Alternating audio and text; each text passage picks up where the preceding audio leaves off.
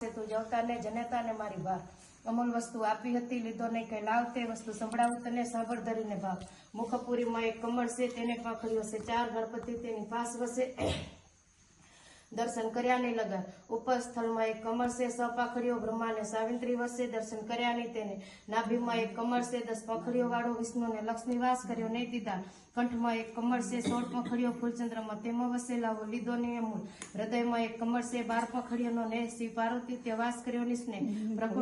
પ્રકૃતિ પાસે કમળ છે 2 પાંખડીઓનો ત્રિકુટી જ્યોત જલે દર્શન કર્યા નહીં તેને ગગન મંડળમાં એક કમળ છે 10,000 પાંખડીઓનો તે જોવાની આશા કરી નહીં તે કાંઈ સોન શિખર પર વાગે વાગે બારે માસ અમૂલ અવાજ સાંભળવાની કરી નહીં તે આસ નાભીમાં એક નાગની સૂતી રહે ત્યાં પતળિયાથી જગાડીને પ્રયત્ન કર્યો નહીં કાંઈ ગગન મંડળમાં અમૃત જરે અમૂલ નાડીનો રસ મનુષ્ય જન્મ મોઘો મળ્યો પણ તે કંઈ ન લીધો કસ ઈંગલા પિંગલા સોડી કરી સૂક્ષ્મણા ઘર લાયો અણ્યગર પર આસન તે કદીએ કીધો નહીં સોન શિખર પર પુરુષ છે અલગ પુરુષ છે આપ તેના દર્શન કીધા વિના ખોયું તે તારું માપ જાજુ શું કહું જીવ તને આપનું ભૂલ્યો છો આપ પોતપોતાના કર્મ પ્રમાણે ભોગવે સર્વે તો કરવાનું તે કર્યું નહીં ભૂલી ગયો છો ભાન ધર્મરાજા તો જીવને બતાવે નરકની ખાણ જીવ ત્યારે જાગી ગયો અરજી સોંજો એક અમતણી પછી કરજો વિવેક શહેર વસાવ્યું સારું શોભાનો ને પાર સારું નરસું જે કર્યું તે ખબર નહીં લગા પાપ પુણ્ય કે ભલું ગુરુ જે કર્યું છે કહે મનોહરદાસ મુનસીબને સોંપ્યું છે તે ત્યાં સદગુરુ સારા મળ્યા પંજા ધર્યા જેણે પુણ્ય પાપના પાનો ફાડી નાખ્યા તેને મેં અલગ છું આત્મા દ્રષ્ટા છું મેં આપ મારો મુનસીબને કરે પુણ્ય ને પાપ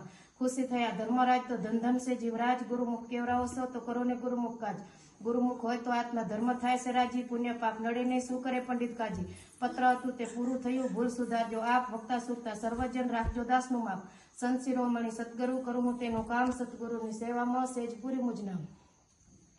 અલગ છો તું આત્મા દ્રષ્ટા છો તું આપ કરવા વાળો કરે છે તો તું સિદ્ધ કરે છે પાપ ગુરુ કહે છે શિષ્યને અરે ભાઈ આ પાંચતંત્રનો દેહ છે દેહને તારે કોઈ સંબંધ નથી તું દેહથી ન્યારો છે કારણ કે હું ને મારું એ જગતનો વ્યવહાર છે તેના સાથે તારે કોઈ પણ જાતનો સંબંધ નથી શિષ્ય કહે છે ગુરુજી હું લઉં છું દઉં છું હાલું છું ચાલું છું આપ કહો છો કે સર્વેથી ન્યારો છે તો તેનું મને સમજાવો ગુરુજી કહે છે અરે ભાઈ લે છે દે છે યાથિન્દ્રિયનું કર્મ છે તેના દેવતા ઇન્દ્ર છે તેના હુકમને આધીન ચાલે છે તે ચરણ ઇન્દ્રિયનું કર્મ છે તેના દેવતા વિષ્ણુ છે તેના હુકમને આધીન ચાલે છે માટે તેમાં તારે કંઈ નહીં